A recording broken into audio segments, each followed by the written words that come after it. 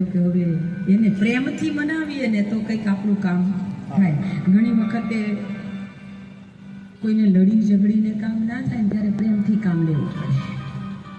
અને ઘણા પ્રેમથી ન સમજે ને તો જરા મોટેથી અવાજ કરીને કહેવું પડે.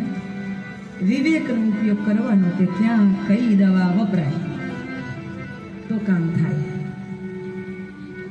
ગોપીઓ બહુ હેરાન થતી પણ છતાંય ભગવાનની જોડે ગયા વગર ચાલે નહીં.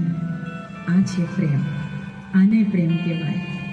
જેવો હોય ને જેવા હોય એવી સ્થિતિની અંદર એને સ્વીકારી લેવું, એનું નામ પ્રેમ છે.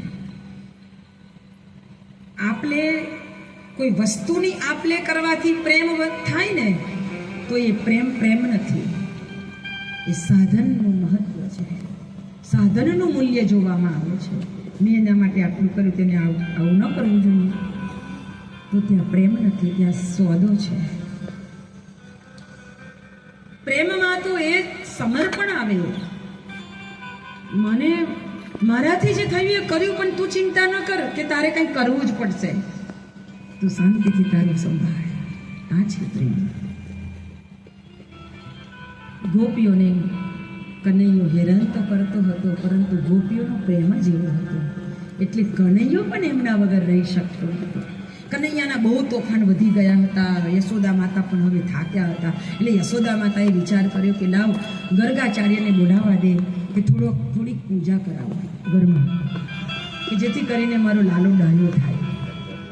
ઘણા છે ને અમને કેવું કે આ બહુ તોફાન કરે છે, જરા માથે હાથ ફેરવી આપો. અમારે કેવું પડે હવે માથે હાથ ફેરવે શું થાય? આ તો ભગવાન હતા, એ તો વસ્તુ આખી અલગ છે.